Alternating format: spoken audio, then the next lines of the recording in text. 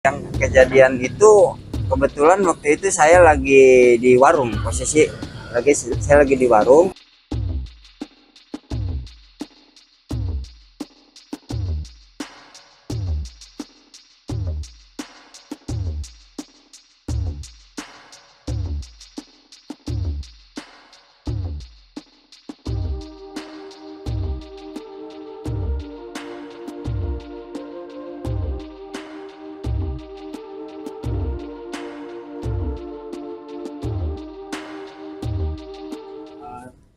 Posisi Bang Aep sendiri sebagai apa sih Bang? Sebagai saksi. Saksi ya. Iya. Kalau kejadian itu sebenarnya yang Bang Aep tahu itu seperti apa sih Bang? Yang kejadian itu kebetulan waktu itu saya lagi di warung, posisi saya lagi di warung.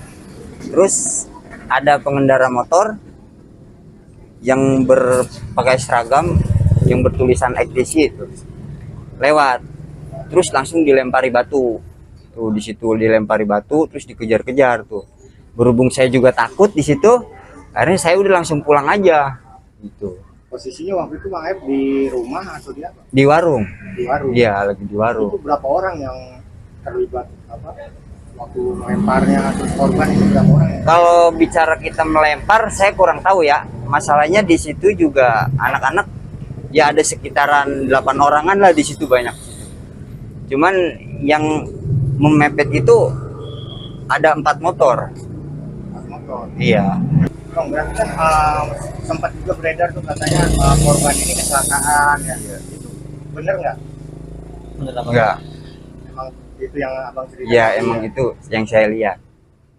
Maksudnya hubungan abang dengan para pelaku atau yang terlibat dengan kasus Pina ini sebatas apa sih Bang?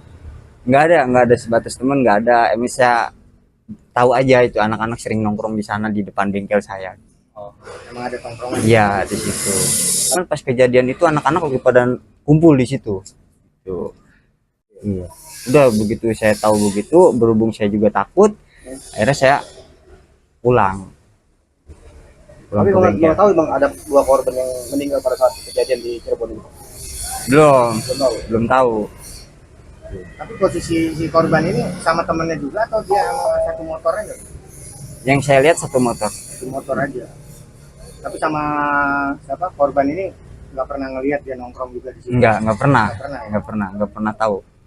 Nggak pernah hadir di sidang juga. Waktu sebelumnya belum Pernah dipanggil sidang. belum pernah hadir saya.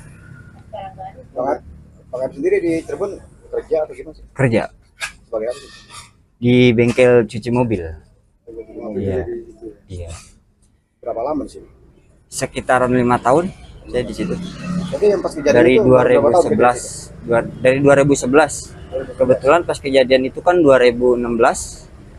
Pas kejadian itu 2016 itu nggak lama pas kejadian itu saya melapor gitu. Saya berhubung saya juga takut gitu kan sama pihak keluarga pelakunya gitu kan, bahwa saya yang pelapornya gitu. Akhirnya saya memutuskan buat pulang. Masuk katanya kan ada yang Saka tuh ya, abang Iya. kenal kan muka-mukanya? Nah kalau Saka itu saya nggak tahu ya. Masalahnya pas waktu penangkapan itu Saka itu nggak ada. Terus juga pas waktu kejadian juga itu saya kurang begitu jelas tuh Saka itu. Pas penangkapan juga nggak ada itu Saka. Oh, berarti pas penangkapan itu abang tahu gitu? Pas kejadian penangkapannya itu abang tahu ada yang ditangkap gitu di Cirebon itu? Tahu. Ditangkapnya di mana? Di dekat bengkel atau? Iya di depan bengkel saya, di tempat tongkrongan itu, di tongkrongan itu. Oh, berarti ditangkapnya di depan bengkel Bang Aep gitu? Iya. Tongkrongannya ya? Tongkrongannya. Terakhir nih, waktu kejadian persis nggak melihat kondisi korban ini seperti apa sih?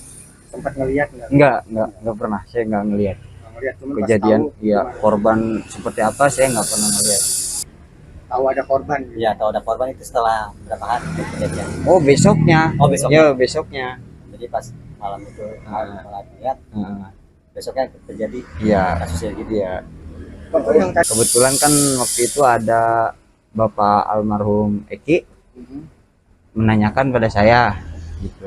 Dia menanyakan apakah kamu tahu semalam ada kejadian ribut-ribut di sini. Saya spontan aja saya langsung bilang iya saya tahu Pak. Iya saya tahu. Terus kamu tahu pelaku-pelakunya? Ya saya tahu Pak, biasa nongkrong di mana? Itu Pak di depan. Saya begitu, saya cerita sama bapak almarhum itu. Almarhum korban Iya. ke Polsek. Kebetulan biasa nongkrong di depan katanya gitu. Udah begitu dia langsung kasih nomor HP saya. Langsung dia bilang nanti kabarin saya ya kalau anak-anaknya pada nongkrong. Iya Pak.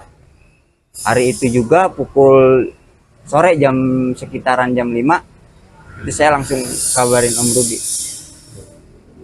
Udah lama ditangkap gitu ya? Habis itu. Iya. Berarti mereka ini anggota geng motor benar Pak? Nah kalau masalah bicara anggota geng motor itu kurang tahu juga ya Pak. Kalau bicara anggota geng motor, Cuma saya mereka nggak. kumpul aja gitu. Ya cuma mereka sering kumpul aja di situ.